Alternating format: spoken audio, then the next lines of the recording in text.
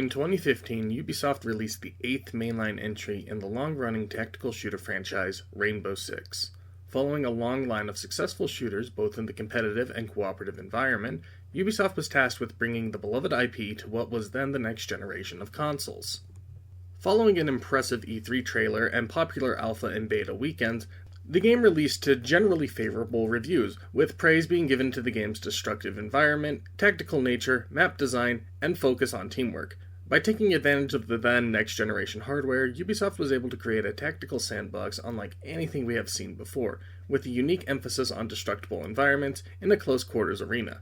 It was simply a game that could not have been done before, and has strangely never been done since. Siege launched as one of the most unique tactical shooters ever created, and had a robust ecosystem that one could play in. Between a never-before-seen asymmetrical competitive multiplayer mode, combined with the open-ended cooperative mode, Siege had the room to grow to become the best game ever made. So, what went wrong? And how has a game that ultimately survived multiple periods in its life where it should have died pulled through? How did a game that was once a part of a well-loved IP lose all the luster that made its IP what it was? Join me now as we explore 10 years of Rainbow Six Siege.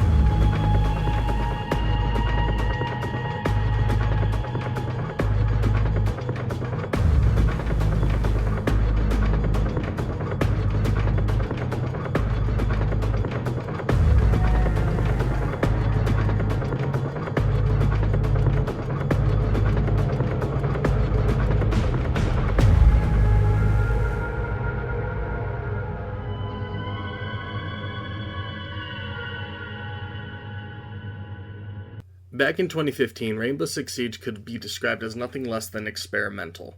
The PlayStation 4 and Xbox One had been on the market for only a couple of years, and both systems lacked any true innovation for the consumer to upgrade from the PlayStation 3 and Xbox 360, especially considering the abysmal launch of the Xbox One. At the time, game developers were trying a much more experimental role, both in terms of new and old IPs, especially in the shooter market.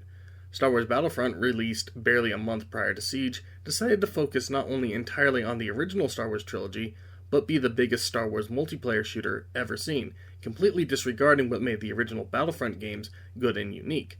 Further, some games such as Killzone Shadowfall took a different approach from being a military shooter to an almost stealth-focused spy thriller.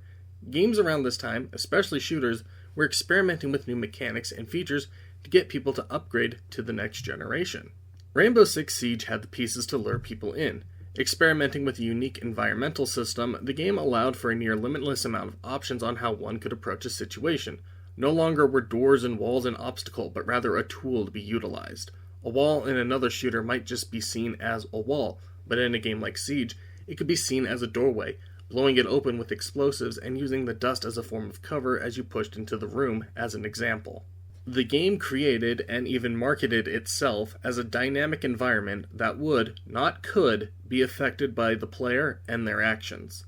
While the game was far from perfect realistically, there were some options that limited the game from being a true sandbox. For example, floors could not be breached completely, as there were metal bars under them that prevented you from dropping from one floor to the other. For 2015, and something that had never been seen before though, this blew the gaming world away. Additionally, by adopting a sort of class system with its operators, the game created a new environment every time you played, with operators having their own playstyle and skills. But this was far from perfect. Siege was plagued with issues. Issues that still, to this day, haunt the game. It's no secret by this point that Siege had a rocky and difficult development, having to come off the coattails of a cancelled Rainbow Six game, Rainbow Six Patriots, and the final product showed this flaw. By far and away, the biggest issue that impacted the game was the lack of content. While Siege had 3 unique competitive modes and 4 unique cooperative modes, after the initial dopamine rush of blowing open a wall to grab a hostage had worn off, Siege's lack of content began to shine. Another factor, while in no way unique to Siege, was the lack of a dedicated single-player story mode, something the franchise has had since 1998.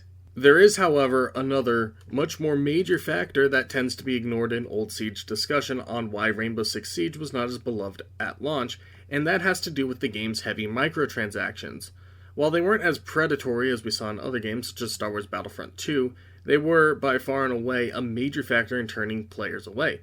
People need to remember that in the 2010s, the most people expected in-game purchases to be were simple DLC packs for the multiplayer, or in some cases the single player as well. Buying cosmetic items, especially if they cannot be earned in-game, was a very, rightfully, frowned-on practice in this time. It's actually kind of crazy how quickly this has changed. Siege's microtransactions, while not pay to win, were interestingly enough seen as even more pathetic as a result.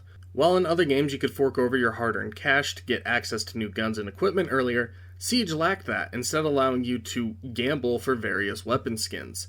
There was no incentive to buy anything in the store, which made the inclusion of a store somehow worse than Siege's competition. Further, the game, still to this day, has horrible netcode and massive desync issues, and that's not to account for all the bugs that were and still are present. A masterpiece this game was not, yet despite this, the game was something it hasn't been in a long time. It was fun. The game was not taken nearly as seriously as it is now. While yes, some of this has to do with the game being new, a lot of it was because gaming wasn't as serious as it is now. Siege at its launch was fun, there's nothing like it on the market, and its fun nature allowed for hours of replayability. Whether it was the game's impressive PvE modes or revolutionary PvP modes, or even the surprisingly challenging situations mode, Siege at its launch was fun. There really isn't anything like it on the market, and that's what made it special. Siege was good because it was different, and it played to its strengths with these differences. It wasn't a competitive shooter, nor was it a tactical cooperative shooter. It was a game with competitive and cooperative environments, a game where you played as a counter-terrorist, trying to stop a terrorist organization, or training to do so. With 10 single-player missions, 1 cooperative mission, 11 cooperative maps that could be played both in a night or daytime environment, and 10 competitive maps with the same time variations, it does hold its own as a fully fledged product. There is enough in this build of the game to revisit it periodically with friends. Was it enough for a game to last forever? No, but no game should last forever. I think Siege's legacy would have been much better if the game had died somewhat early and would have been remembered for this hyper-unique and pseudo-realistic tactical shooter. But I digress. In terms of gameplay content, outside of the 10 single-player missions, there were 3 multiplayer modes: Hostage Rescue, Bomb Defusal, and Secure Area. All 3 modes were split between 2 teams, 1 team attacking and 1 team defending. The game also used a single life system per round, making each death impact the match. Each mode also featured its own gimmick. Hostage tasked attackers with grabbing a hostage and taking them outside. Bomb tasked players with planting a device next to one of 2 bombs and defending it from the defenders, while the defenders attempted to destroy the device. And Secure Area tasked attackers with holding a room for X amount of time. All 3 modes were different. While none were truly original, they were made original by the mechanics. Defenders can reinforce a wall with heavy metal plates, or put a wooden barricade on a door. Attackers would use small drones that would allow them to scout ahead and see what defenses they were dealing with. Blowing open a door would offer some cover to the player, as they'd be able to use the smoke and dust particles as cover. Defenders could create choke points and fatal funnels with the environment.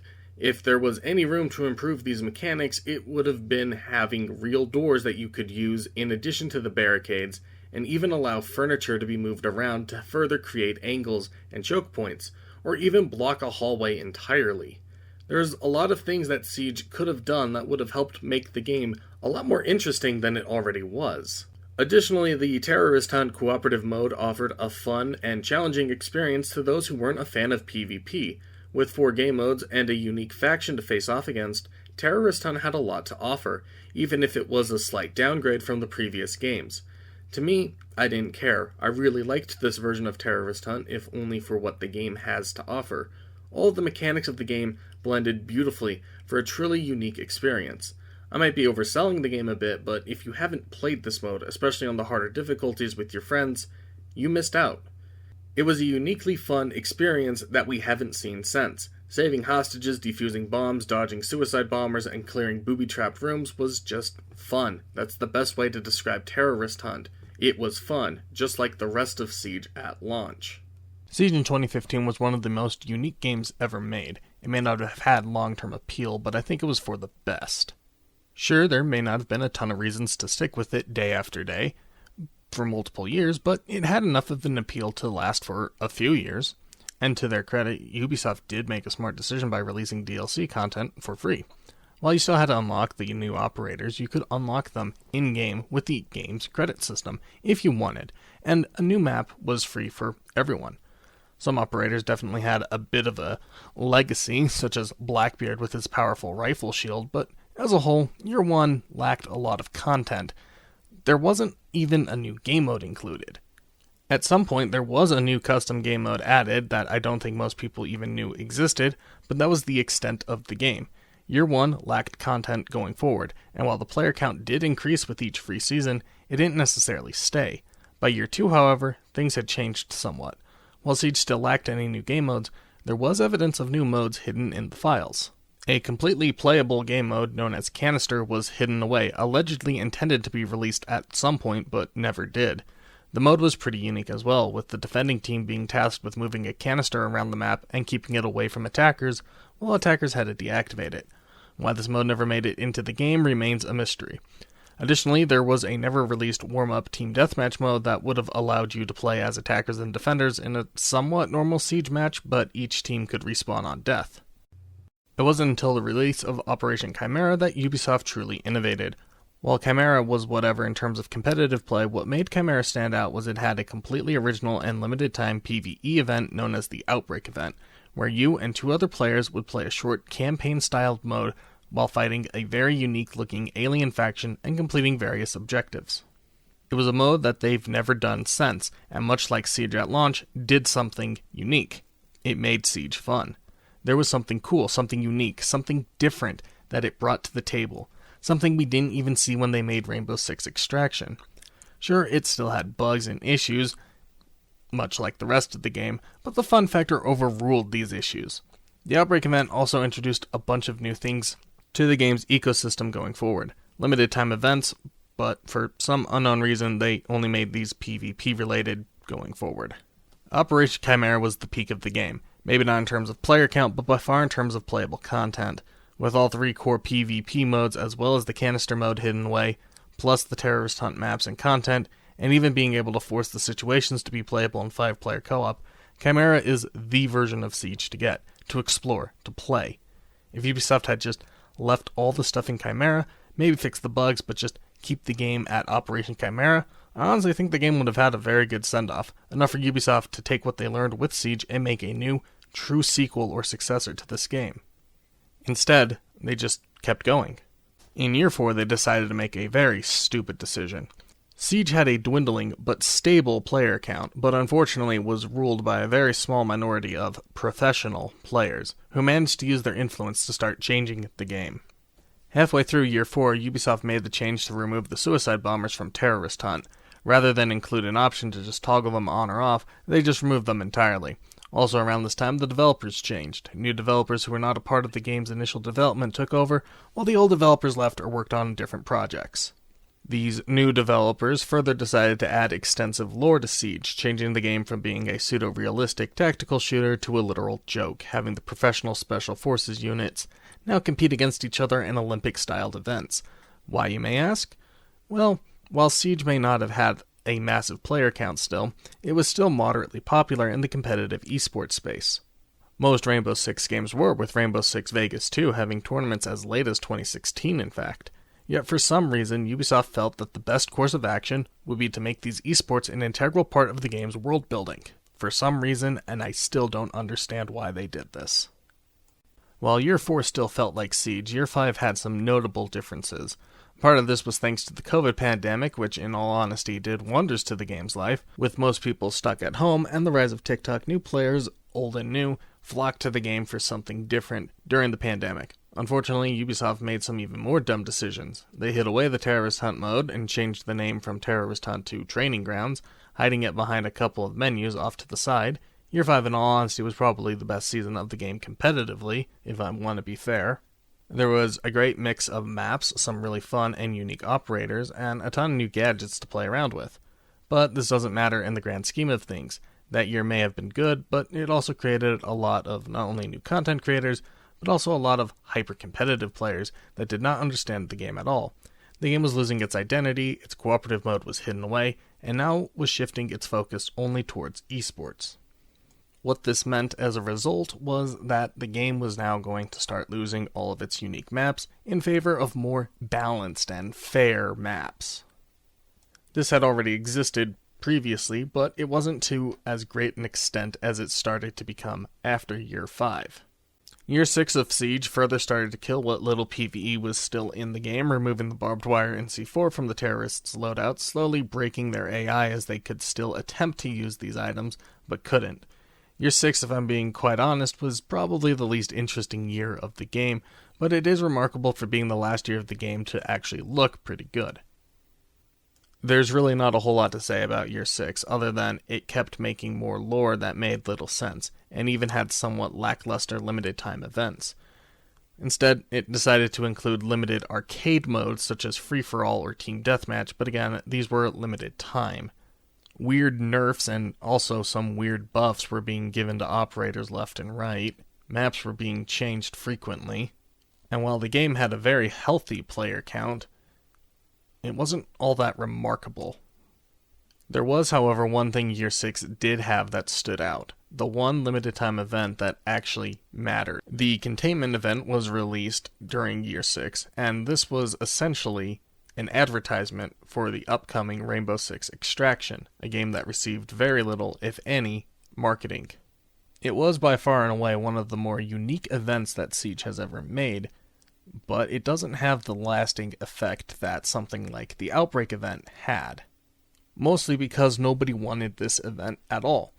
What made the Outbreak event fun was that it was unique, it was different, it took the concept of Siege and threw aliens in it. What made the containment event not fun and not unique was that it was just another PvP event. I actually did like this event when they re-released it recently, and it was probably the third most played event I've ever done in Siege, but it just didn't have the lasting effect Ubisoft wanted. And it's a shame, because they could have done something really cool to better advertise their new PvE game with Rainbow Six Extraction. Something short or simple, like a demo mission that would have taken place before the events of Extraction. Something like that. Instead, we didn't get that, and Year 6 of Siege remained relatively unremarkable in terms of uniqueness. Year 7 of Siege, however, made probably the worst decisions to the game overall. The game had officially died in a certain way. The game's graphics had been cheese-graded, and the game lost its unique art style.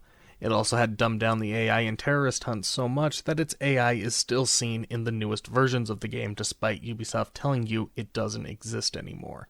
Year 7's lore also made the game even more insane by having the counter-terrorist team Rainbow break away its ties with the mercenary organization they were working with, making them have some sort of a contest with one another, with some very minor and uninteresting counter-terrorist action on the side. Year 7 is truly unremarkable, though it did have some fun new operators introduced. That's about all it did, but still, I honestly think that Year 6 and 7 are the most bland and uninteresting years of the game. Inversely, I actually have quite a lot to talk about Year 8. Year 8, they finally decided to do something with the game. They changed the lore to at least try to be more appropriate with a counter-terrorist unit, this time having an actual villain for them to fight, well, sort of. I played a lot of Year 8 Siege, and it's honestly really fun. This year they made the arcade mode permanent, and while I never use it, I still think that's pretty nice. They also introduced some surprisingly great tutorial modes that are unironically really fun. Operation Heavy Metal is easily my most played season, and it's remembered for being a PvE-oriented season, or at least it is to me. While Ubisoft didn't add anything to Terrorist Hunt, if anything they took away from it, when they announced it was going to be removed, more players went to Terrorist Hunt and the Article 5 mission than multiplayer. This was also helped by the fact that Ubisoft servers just weren't working for whatever reason if you tried to play on the PvP lobbies. It was a really weird time. The PvP servers just weren't working. You couldn't play ranked, you couldn't play unranked, you couldn't play quick match, but Terrorist Hunt and Article 5 were working just fine. And we never got an explanation for why that happened. You could find Article 5 matches faster than you can find ranked matches today. And in a really rare moment for Ubisoft, they actually saw the community coming together and playing this PvE mode, and they delayed the launch of the next season by a week so people could keep playing it for just one more week. Heavy Metal may not have been a good season from a technical perspective, but it was by far the most wholesome season of Siege I have ever seen. I've never seen the community and the developers so united on something. It was strangely a wholesome moment for the community, and it was fun. That's what Siege needs to be. It needs to be fun. And the fact Ubisoft publicly announced they were going to delay the game by a week just so that people could still play this mode for one more week, it is kind of nice that they did that, even though they were going to remove it in just 1 week later. Year 9, on the other hand, was probably the most unimpressive year of the game. While Year 6 and 7 were probably the most uninteresting, Year 9 was the most unimpressive. While some interesting things were introduced, such as the legacy operators from the original 3 Rainbow Six games, and for the first time in the franchise's history you could play the multiplayer against bots, Year 9's claim to fame was its shockingly impressive Assault on Hereford event, something nobody expected to be as good as it was. A weird faction-based PvP game mode that was a sort of homage to a game mode from one of the other Rainbow Six games. The event was easily the second best event they have ever made in the game. The Assault on Hereford event is something much like the Outbreak event and Terrorist Hunt that just should have been left in the game. Assault on Hereford is by far the most fun I've ever had with Siege as a PvP game, and if they had just kept adding more modes in that style, I think it would have added a lot of longevity to the game going forward, especially since we're currently at Siege X. Siege X is not something I really care for. I don't find the graphics to be all that impressive, they almost feel lackluster, and the inclusion of stuff like Dual Front really take away from what the game could be. Dual Front could actually be great if they had made it faction-based like Assault on Hereford. There's nothing unique about the core multiplayer either. It's still the same as in Year 5, just with worse maps. The new environmental stuff like fire extinguishers and gas pipes are interesting, but barely a factor at all.